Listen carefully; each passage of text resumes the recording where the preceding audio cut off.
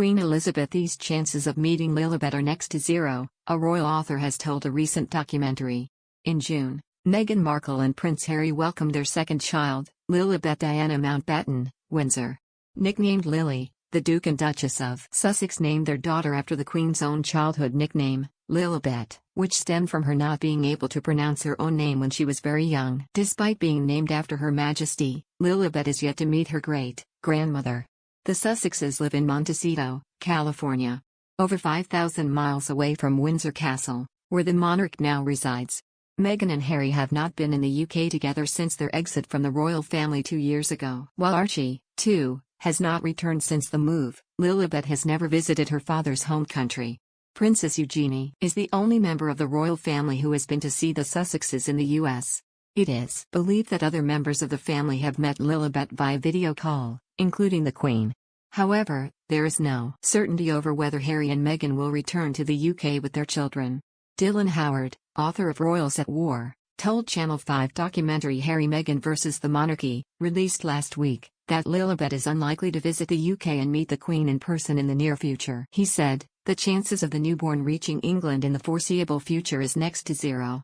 And one must sympathize with the Queen. That's disheartening and heartbreaking." Richard Kay, royal expert and columnist, questioned how close Harry and Meghan are to the royal family. He told the documentary, "Increasingly, one wonders how much influence the royal family will even have. The royals are going to become distant relatives, I suspect." Harry has returned to the UK once since Lilibet was born. To unveil a statue of his mother Princess Diana in the gardens of Kensington Palace. It is understood that the Duke would like to bring his wife and children to his home country, but does not currently feel safe to do so. Harry filed the claim for a judicial review against a Home Office decision not to allow him to personally pay for police protection for himself and his family while in the UK. Regarding their security provisions, a statement from the legal representative for the Duke read, "The UK will always be Prince Harry's home and a country he wants his wife and children to be safe in.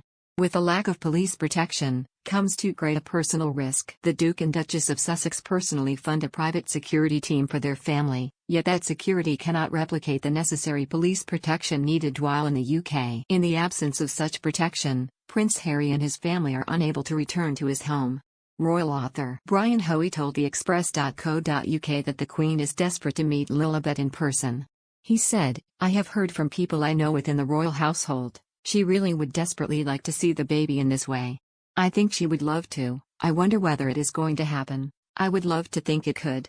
Later this month, the Queen and other members of the royal family will attend a service of thanksgiving for Prince Philip. The Daily Mirror's royal photographer, Ian Vogler, told last week's episode of the Pod Save the Queen podcast that the Duke of Sussex is sure to return for his grandfather's memorial service. However, it remains unclear whether Harry will return and whether his wife and children will be joining him. Later in the year, the Queen will be celebrating her Platinum Jubilee with huge celebrations between June 2nd and June 5th. Prince Harry was expected to return for this milestone also, but unless his row with the Home Office has been resolved, it is possible he may not.